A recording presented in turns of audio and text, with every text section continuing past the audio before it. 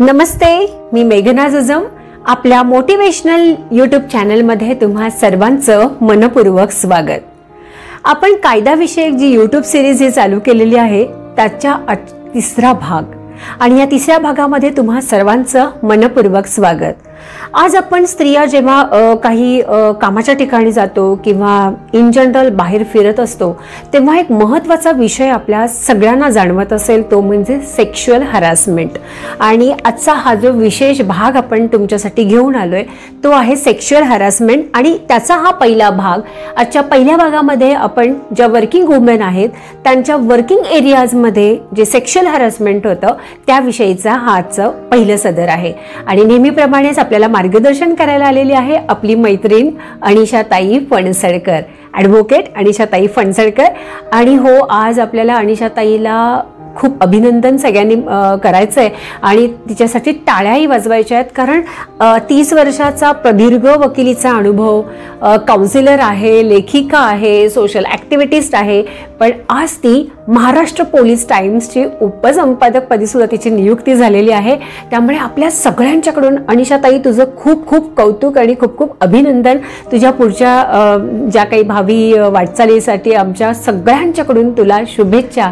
आणि आजच्या या विशेष सदरामध्ये की working womens how she face and what are the types of sexual harassment ते आपण या भागामध्ये घेतोय. त्यामुळे अनिशाताई तुझं पुन्हा एकदा मनपूर्वक स्वागत.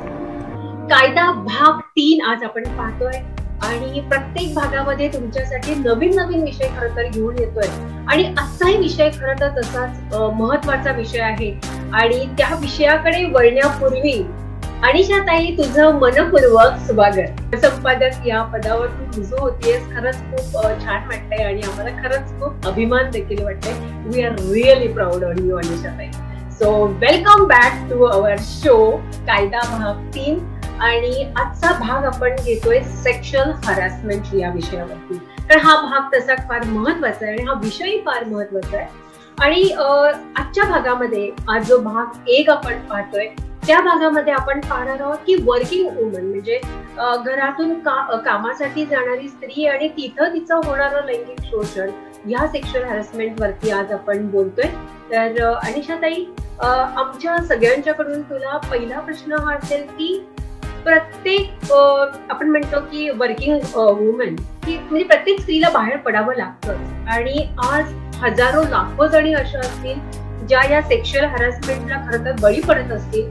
खूप जणी अशा असतील की ज्या बळी पडल्या असतील पण कदाचित तिने अद्यापही तोंड उघडलेलं सुद्धा नसेल, अशी अवस्था असू शकते. कारण आपली संस्कृती ह्याला काही प्रमाणात जबाबदार आहे की आपण नाही अशा गोष्टी आपण नाही बोलत. पण आज आपण दोघींनी ठरवलं की नाही, ह्या विषयावरती आज आपण बोललंच पाहिजे आणि बोलतही झालंच पाहिजे या विषयावरती. तर सेक्शुअल हॅरासमेंट मध्ये जेव्हा स्त्री घराच्या बाहेर पडून अर्थार्जनासाठी जातीये तेव्हा नेमकं तिची सुरक्षितता आणि तिचा कायदा हा आज आपण जो विषय घेतलाय, तर नेमकं जेव्हा ती घराबाहेर पडतीये आणि तिच्या कामावरती ती जातीये तर नेमकं तुझ्यामध्ये छळ म्हणजे काय? म्हणजे आम्हाला कायद्याच्या भाषेमध्ये किंवा त्या चौकटीमध्ये जर छळाची व्याख्या करायची असेल तर तू काय सांगशील? सगळ्यांना एकदा नमस्कार. मलाही खूप छान वाटतंय मेघना, मी सगळ्यांशी संवाद साधतेय आणि सगळ्यांचे आभार की तुम्ही भरभरून आम्हाला प्रतिसाद देताय. मेघना, ती तू आता म्हणालीस की स्त्री बाहेर जाऊन काही करू पाहतीये आणि त्यावेळेला तिचा जो काही छळ होतोय त्याची आपल्याला व्याख्या करायची. पण मी पुन्हा त्याच्यामध्ये 2 गोष्टी नमूद करेन की छळ आणि लैंगिक छळ याच्यामध्ये थोडीशी आजकाल लोकांची गफलत होते. लैंगिक छळ पण छळच आहे, छळ केलाय तो तर छळ आहेच, पण लैंगिक छळाची व्याख्या खूप वेगळी आहे. पण आपण नुसतं एखाद्या स्त्रीचा छळ होतो म्हणजे काय होतं इथपासून सुरुवात करूया. पुन्हा आपण तो करून घेतोय याच्यात पुन्हा फरक आहे. कारण कुणीतरी आपला छळ करतंय हे जर का लक्षात आलंय तर त्या छळाला विरोध करणं आहे, आपण मनाने त्याचा प्रतिकार करणं आहे. तर तुमचा छळ कदाचित होणार नाही. बहुतांश स्त्रियांना हेच कळत नाही. गप्प बसायचं, बोलायचं नाही आणि ह्यातनं हा छळ वाढत जातो. साध्या साध्या गोष्टी घरामध्ये मला नाही म्हणायला शिकायचे, ते काही स्त्री अजूनही शिकत नाही. बाकी भलेही मग बाहेर जाऊन 10,000ची साडी घेईल, बाहेर जाऊन खूप मोठं कार्य करेल, पण घरात एखादी कृती करताना, एखादी गोष्ट करताना मला मनातनं नाही म्हणायचे. पण कसं म्हणणार ना, आमच्याकडे अशी पद्धतच नाही, आमच्याकडे बाईने नाही म्हणायचंच नाहीये. हा स्वतःचा केलेला छळ आहे.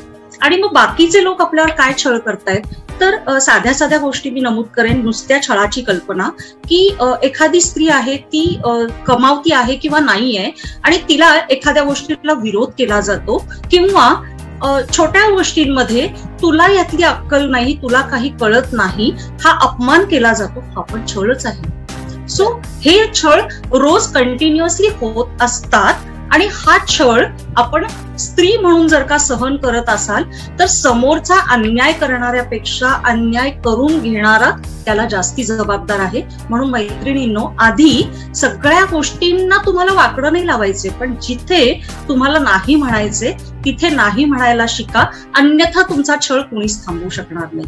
छळाची व्याख्या अशी आहे की एखाद्या माणसाला, आपण स्त्रीचा विचार करायचाच आहे पण व्यक्तीचा आधी करूया, एखाद्या व्यक्तीला त्याच्या करणाऱ्या कर्मापासून, कार्यापासून किंवा इच्छिलेल्या कृतीपासून त्याला बाजूला ठेवणं, त्याला त्याचा प्रतिकार करणं, त्याला रेस्ट्रिक्ट करणं किंवा अडथळे निर्माण करणं म्हणजे छळ आहे. अगदी साधी सोपी व्याख्या.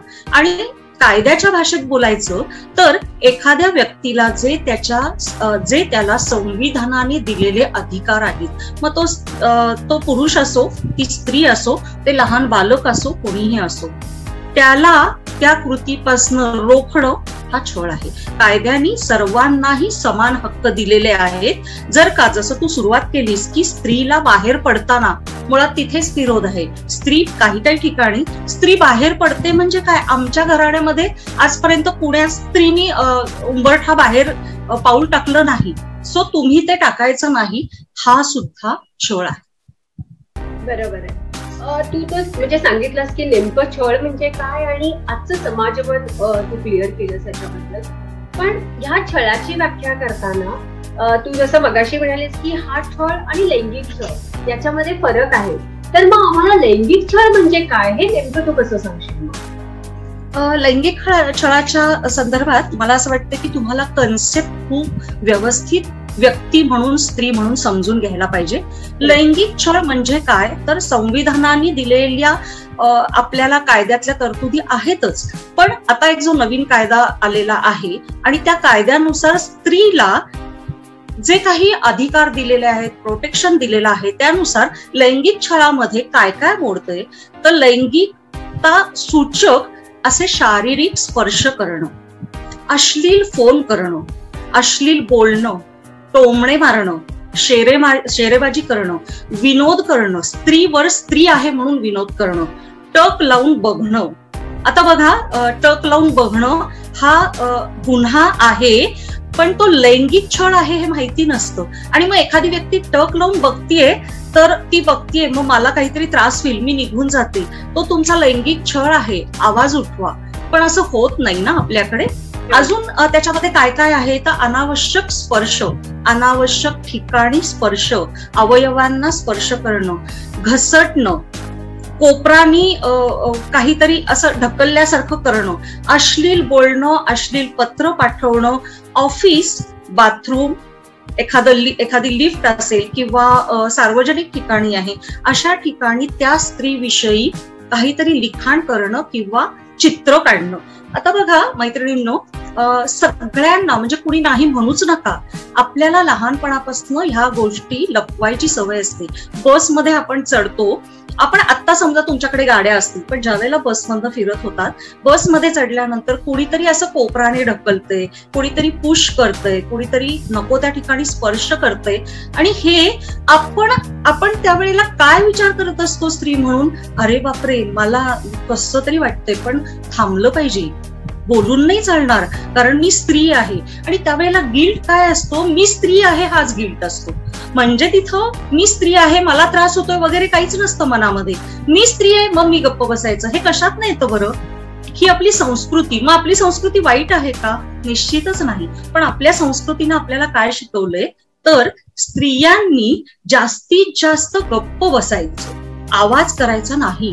जास्तीत जास्त तुम्ही ना सगळ्या गोष्टींकडे कानाडोळा करायचा आणि एखाद्या गोष्टीचा बाऊ करायचा नाही. म्हणजे सतत जाऊन सगळ्यांना असं झालं तसं झालं असं सांगायचं नाही. अगदी चांगली गोष्ट आहे. पण ज्या वेळेला छळ होतो की नाही, त्यावेळेला हे सगळं तुम्ही समोरच्याला, घरातल्याला, मित्रपरिवाराला, आणि तेही होत नसेल तर कायद्यातल्या ज्या तरतुदी आहेत त्यानुसार अधिकाऱ्यांना सांगितलं पाहिजे. खूप सुंदर तू सांगितलंस. आणि याचं उत्तम उदाहरण तुला सांगू का? म्हणजे मध्यंतरी माझी बहीण आणि मी चाललो होतो, म्हणजे साधारण एक कॉलेजचे दिवस होते ते. आम्ही दोघी डबल सीट होतो आणि एक मुलगा आला आणि माझ्या बहिणीची ओढणी त्याने ओढली. तर तेव्हा मी बाईक वरती होते. मी सेम ती बाईक तशीच दुसऱ्या गल्लीतून तिसऱ्या गल्लीत नेली, त्याच्या आडवी घातली आणि त्याला त्याच ओढणीने मी खेचलं. तर तुझ्या मते हाही लैंगिक छळामध्ये येतं का हा प्रकार? कारण की जेव्हा, आणि समजा आता एखादी स्त्री ती पोलीस चौकीमध्ये गेली, अशा साध्या प्रकारांना तर एंटरटेन केलं जात नाही केव्हा केव्हा खरं तर. किंवा समजा मोबाईलवरती काही फोन येत असतील किंवा काही होत असेल तर पोलीस पहिल्यांदा विचारतात, तो तुमचा मित्र आहे का, हे आहे का, अमकं आहे का, तमकं आहे का. तर हे सगळे आपले म्हणजे तू आता जे काही लैंगिक छळाचे प्रकार सांगितले ते तर आम्हाला समजले. त्यामुळे आज आम्हाला कळलं की एक्झॅक्टली आपण जे म्हणतो तिरक्या नजरेने पाहणं, तर तसं जरी कोणी पाहिलं तरी it's comes under sexual harassment. तर हे सगळं करताना कायद्याच्या भाषेमध्ये तू आम्हाला कसं स्पष्ट करशील? म्हणजे विशाखा गाईडलाईन्स नेमक्या काय आहेत, किंवा नेमकं हे सेक्शुअल हॅरॅसमेंटचा कायदा कसा अस्तित्वात मला कसं आम्हाला सांगतो? अगदी नक्की. यामध्ये आणखीन एक मी थोडंसं नमूद करू इच्छिते की आपल्याला असं माहिती असतं की कुणीतरी आपल्याला बोलतंय, म्हणजे व्हर्बल आपला कुणीतरी अपमान करतंय. नॉन व्हर्बल गोष्टी पण येतात. म्हणजे जसा स्पर्श आहे हा नॉन व्हर्बल आहे ना, तोंडाने बोलून त्या व्यक्तीने अपमान केला नाहीये किंवा लैंगिक काही सूचक विधान केलेलं नाहीये, पण स्पर्श हा नकोसा स्पर्श आहे आणि अर्थातच तो तुमचा अपमान आहे, तुमचा छळ आहे. सो तुम्हाला त्याच्यावरती आवाज उठवावा लागणार आहे. हा कायदा जेव्हा आलाय ना, त्याच्या आधी काय स्थिती होती ती आपण बघूया. की समजा कामाच्या ठिकाणी आपण रोजच घरातनं कित्येक जणी बाहेर पडतो, खाजगी किंवा सरकारी ऑफिसेस किंवा मॉल्स किंवा हॉस्पिटल किंवा शाळा आहे, दुकान आहे, कुठल्याही ठिकाणी जिथे आपण काम करतो तिथे समजा आपला अपमान झाला, लैंगिक छळ झाला, तर त्याविषयी कुठल्याही प्रकारचं प्रोटेक्शन आणि गाईडलाईन्स नव्हत्या. ही घटना आहे 1997 सालातली. काय घडलं या घटनेमध्ये, तर कायद्यानुसार लहान वयामध्ये म्हणजे बालविवाह करणं कायद्याने गुन्हा आहे. राजस्थानमध्ये एक अशी घटना घडली ह्या सालामध्ये 1997 मध्ये की एका अल्पवयीन मुलीचा विवाह लावण्यात येत होता. आता तिथली जी ग्रामसेविका आहे भौरी देवी, तर अर्थातच ती पेटून उठली. ती चिडून उठणारी स्त्री होती. तिला हे सहन झालं नाही, तिने आवाज उठवला. तिच्या विरुद्ध कुभांड रचण्यात आलं. तिला ती गयावया करते तरी सुद्धा तिचं न ऐकता तो विवाह लावण्याचा प्रयत्न होत होता आणि ती ऐकत नाही. ती इरेला पेटलीये, ती कोणाचंच ऐकत नाही म्हटल्यानंतर अखेर तिथे जे कोणी उच्चवर्णीय लोक उपस्थित होते त्यांनी सामुदायिक तिच्यावरती बलात्कार केला. आणि कायद्यामध्ये कुठलीच प्रोव्हिजन अशी नव्हती की कामाच्या ठिकाणी जर तिच्यावरती अन्याय झालाय, मी म्हणते ते लक्षात घ्या, कामाच्या ठिकाणी तिच्यावर अन्याय झालाय हे बरोबर आहे, पण कामाच्या ठिकाणी झालाय त्याला नक्की काहीतरी खूप महत्व आहे. आणि मग तिने आवाज उठवला की माझ्यावरती हा अन्याय झालाय, याच्यावरती मला तोडगा मिळाला पाहिजे, मला सोल्युशन मिळालं पाहिजे आणि मी आवाज उठवते. तो पण आवाज दाबण्याचा प्रयत्न केला गेला, पण तिच्या बरोबर काही सामाजिक संस्था उभ्या राहिल्या आणि बरेच लोक तिच्याबरोबर उभे राहिले आणि अखेर तिला न्याय मिळाला. आणि विशाखा आणि अदर्स आणि राजस्थान अशी ती केस होती. त्या केसमध्ये तिला न्याय मिळाला आणि त्याच्यानंतर जी मार्गदर्शक तत्व जारी केली गेली कशा करता, जर का कुठलीही स्त्री घरातनं कामाच्या ठिकाणी जात असेल आणि त्या ठिकाणी जर का तिच्यावर अन्याय झाला तर त्याच्या विरुद्ध ती आवाज उठवू शकते, की जी विशाखा गाईडलाईन्स मध्ये मार्गदर्शक तत्व जारी केली गेली, म्हणून त्याला विशाखा गाईडलाईन्स असं म्हटलं जातं. म्हणजे तू म्हणतेस तसं की working woman at that place, म्हणजे ती ज्या ठिकाणी काम करते त्या ठिकाणी जर तिथे काही असं सेक्शुअल हॅरेसमेंट झालेलं असेल तर ह्या केसच्या आधी, म्हणजे विशाखा केसच्या आधी असा कोणताही कायदा अस्तित्वातच नव्हता की एखाद्या व्यक्तीला तिच्या कामाच्या ठिकाणी असा काही अन्याय झाला तर तिला त्याच्याबद्दल काहीच उठाव करता येत नव्हता असं म्हणायला. म्हणजे त्या केसपासूनच खऱ्या अर्थाने सुरुवात झालं की कामाच्या ठिकाणी जर काही असं तिला सेक्शुअल हॅरेसमेंट झालं तर जाग मागता येऊ लागली. तर हे तू सांगितलंस आम्हाला की विशाखा गाईडलाईन्स नेमकी कशी होती आणि काय, पण नेमक्या ह्याच्या कन्सेप्ट कशा आहेत? म्हणजे कामाच्या ठिकाणी तुमचं सेक्शुअल हॅरेसमेंट होते तर त्या नेमक्या काय कन्सेप्ट आहेत ते जर आम्हाला आधी क्लिअर करून सांगशील का? ओके. विशाखा गाईडलाईन्स नुसार सर्व शासकीय, निमशासकीय म्हणजे गव्हर्नमेंट, सेमी गव्हर्नमेंट सगळं आलं, खाजगी, सार्वजनिक क्षेत्रातील कार्यालय, महिला त्या ठिकाणी जर महिलेचा एखाद्या लैंगिक छळ झाला तर त्या शोषणाची तक्रार ऐकून घेऊन त्याचा निवाडा करण्याकरता एक महिला तक्रार निवारण समिती त्या ठिकाणी तयार करणं अत्यावश्यक आहे.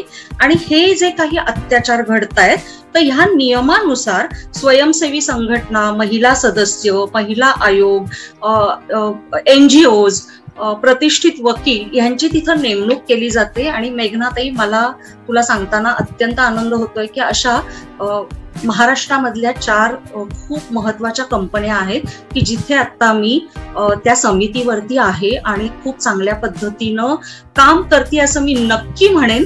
कारण जिथे जिथे महिलेवर म्हणजे अगदी IT मधली उदाहरणं आहेत तिथेच जास्ती ह्या प्रकारच्या गोष्टी घडताना मला तरी दिसत आहेत. आणि त्या मुलीवर झालेला अन्याय असं नाहीये की मुलींनी तिची पाठराखण करायची, पुरुष सुद्धा सदस्य आहेत आणि ते सुद्धा भक्कमपणे तिच्या पाठीशी उभं राहतात, जसे आम्ही वकील म्हणून, NGO म्हणून किंवा समितीचे सदस्य म्हणून उभं राहतो.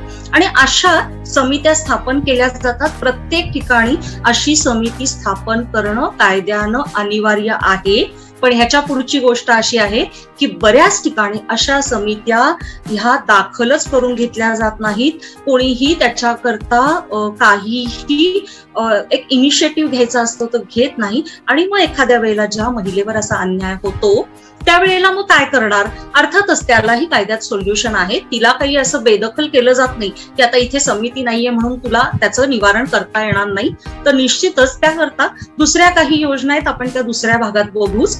पण अशा महिलेला न्याय मिळण्याकरता अशा समित्यांची गरज असते आणि ह्या समित्या खूप चांगल्या पद्धतीनं कार्यरत आहेत जिथे आहेत तिथे आहेत.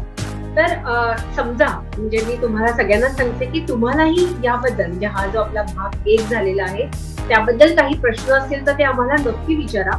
आणि दुसरा महत्वाचा प्रश्न असा आहे की सध्या आपण मीडियाचा खूप उपयोग करतो, म्हणजे काही असू देत, मग तुमचं फेसबुक असू देत, व्हॉट्सअप असू देत. आणि ताई, आपल्याला नेहमीच बघ, तू पाहतेस अगदी व्हॉट्सअपवरती नेहमी येतं. म्हणजे माझ्या मैत्रिणीच्या बाबतीमध्येच एक असा किस्सा घडला की तिला व्हॉट्सअपवरती पहिला आलं, वा किती छान दिसतीयेस वगैरे, आणि त्यानंतर मी तुझ्याशी लग्न करणारे वगैरे इथपर्यंत त्या गोष्टी झाल्या. आणि त्यांची भेटाभेट झाली, सगळ्या गोष्टी झाल्या. आणि नंतर तिच्यावरती ती रेप केस झाली वगैरे. याही खूप गोष्टी is come under the sexual harassment असतो. आणि हा तर आपण एक पूर्ण भाग आता भाग 2 मध्ये घेणारच आहोत. पण जाता जाता हे जे काही प्रकार आहे, म्हणजे आजचा जो आपला विषय आहे लैंगिक छळ आणि sexual harassment at the work place, तर त्याच्याबद्दल जाता जाता तू काय सांगशील? माझं नक्की एक सगळ्या महिलांना सांगणं आहे, मैत्रिणींनो, कुठल्याही आमिषाला बळी पडू नका गो. तुम्हाला खूप छान वाटतं, मला माहितीये तुम्हाला फेसबुकवरती अगदी अतोनात प्रेम आहे तुमचं त्या फेसबुकवर. व्हॉट्सअप तर जसं काही तुमची एक सखी असल्यासारखं आहे. मान्य आहे, तुम्ही त्याचा वापर करा कारण नॉलेज तुम्हाला मिळतंय.